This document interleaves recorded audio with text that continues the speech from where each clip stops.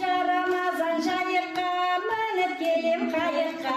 оразаның айында осы айтқаным айып бол оразаның айында осы айтқаным айып па меккеде бір ағаш бар басы күйген күйсе де жапырағы жерге тиген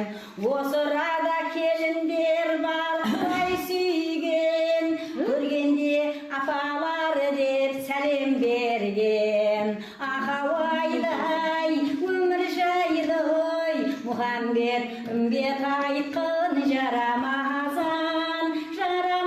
жайыққа мініп келем қайыққа оразаның айында осы айтқаным айып бол осы айтқаным айып па алып шық ендеше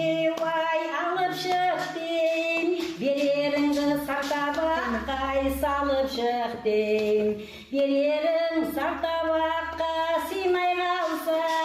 анаржан каспен қонаққа салып бер дейм ахауайдай өмір жайды ой мұхаммед үмбет айтқын